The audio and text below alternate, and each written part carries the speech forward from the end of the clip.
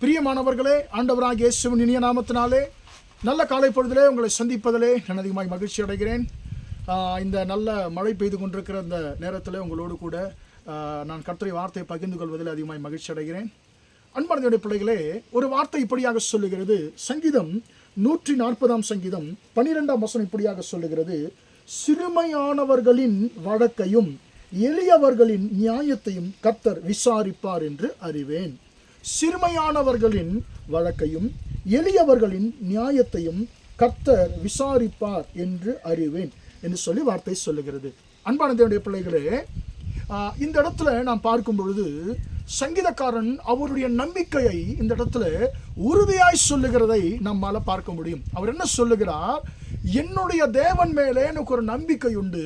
அவர் எப்படிப்பட்டவர் என்று சொன்னால், சிறுமையானவர்களுடைய வழக்கையும் எளியவர்கள் நியாயத்தையும் ஆண்டவர் விசாரிக்கிற தேவன். உங்கள் வழக்கை கர்த்தர் விசாரிப்பார், உங்கள் நியாயத்தை கர்த்தர் விசாரிப்பார். அன்பான தேவனுடைய பிள்ளைகளே, இன்றைக்கு இந்த உலகம் யார் பக்கமாக சார்ந்து கொள்ளும் நமக்கு தெரியும். அதாவது ஐஸ்வர்யவான்கள் அதிகமாய் அவர்கள் பிழை செய்தாலும், அவர்கள் தவறு செய்தாலும் என்ன செய்யும் என்று சொன்னால், அவர்கள் பக்கமாகத்தான் இந்த உலகம் சார்ந்து கொள்ளுமே தவிர, நாம் ஏழைகளாய் இருந்தாலும், நாம் நியாயம் செய்தாலும், நமக்கு அநியாயம் நேர்ந்திருந்தாலும் நம் பக்கம் சார்ந்து கொள்ளாது. நம்முடைய நியாயத்தையோ நம்முடைய வழக்கையோ இந்த உலக மனுஷர்கள் விசாரிக்க மாட்டாங்க. ஆனால் கர்த்தரை குறித்து ஒரு நம்பிக்கையை சங்கீதக்காரன் இங்கே சொல்லுகிறார். அவர் என்ன சொல்லுகிறார்? நாம் ஆராதிக்கிற தேவன் எப்படிப்பட்டவர் என்று சொன்னால், அவர் சிறுமையானவர்களுடைய வழக்கையும் எளியவர்களின் நியாயத்தையும் அவர் விசாரிக்கிற தேவனாயிருக்கிறார். அன்பான தேவனுடைய பிள்ளைகளே, உங்கள் நியாயம் எடுபடாமல் போயிருக்கலாம், உங்களுக்கு அநீதி நேர்ந்திருக்கலாம். ஆனால் கர்த்தர் சொல்லுகிறார், உன்னுடைய வழக்கையும் உன் நியாயத்தையும் நான் விசாரிக்கிற தேவன் என்று சொல்லி கர்த்தர் சொல்லுகிறார். அன்பான தேவனுடைய பிள்ளைகளே, நாம் லூக்கா 18 அதிகாரத்தில் ஒரு பெண்ணை பார்க்கிறோம், ஒரு விதவையை பார்க்கிறோம், ஒரு அநீதியுள்ள நியாயாதிபதியை பார்க்கிறோம். அநீதியுள்ள ஒரு மனுஷன், அவன் நியாயமே செய்ய மாட்டான், நீதியை செய்ய மாட்டான் என்று சொல்லி தெரிந்தும் அவனிடத்துல இந்த விதவை என்ன செய்கிறான்னு சொன்னால், போய் ஓயாமல் நீதி கேட்டுக்கொண்டே இருக்கிறான். வசனம் சொல்லுகிறது, அவன் தேவனுக்கு பயப்படாதவன், மனுஷனை மதிக்காதவன், நீதியே செய்யாதவன். ஆனால் அப்படிப்பட்ட ஒரு மனுஷனிடத்திலே இந்த விதவை நீதி கேட்டு போகிறாள். ஆனால் அவனுக்கு நீதி என்று சொன்னால் என்னென்ன தெரியாது. ஆனால் அன்பான தேவனுடைய பிள்ளைகளே, நீதி செய்யாத ஒரு மனுஷனை அன்பான தேவனுடைய பிள்ளைகளே கர்த்தர் நீதி செய்ய வைத்தார். அநியாயக்கார ஒரு மனுஷனை கர்த்தர் நியாயம் செய்ய வைத்தார். அன்பான தேவனுடைய பிள்ளைகளே, உங்கள் வாழ்க்கையிலே உங்கள் நீதியை கர்த்தர் நிச்சயமாக, அன்பான தேவனே, உங்கள் வழக்கை உங்கள் நியாயத்தை கர்த்தர் நிச்சயமாய் விசாரிக்கிற தேவன். உங்கள் நீதியை ஆண்டவர் வெளிப்படுத்துகிற தேவன்.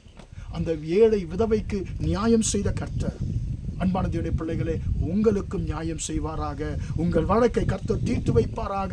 அன்பான தேவனுடைய பிள்ளைகளை, உங்களுடைய நியாயத்தை கர்த்தர் நிச்சயமாக விசாரிப்பார். ஏன்னு சொன்னால் வசனம் சொல்லுகிறது, எளியவன் என்றைக்கும் மறக்கப்படுவதில்லை, சிறுமைப்பட்டவனுடைய நம்பிக்கை ஒரு நாளும் கெட்டு போவதில்லை என்று சொல்லி சங்கீதக்காரன் சொல்லுகிறான். எனக்கு தெரியும், நான் அறிவேன், என் தேவன் சிறுமையானவர்களை எளியவர்களை அவருடைய வழக்குகளை விசாரிக்கிற தேவன் என்று அவர் சொல்லுகிறார். அன்பான தேவனுடைய பிள்ளைகளே, உங்களை விசாரிக்கிற தேவன் உங்களுக்கு இருக்கிறார்.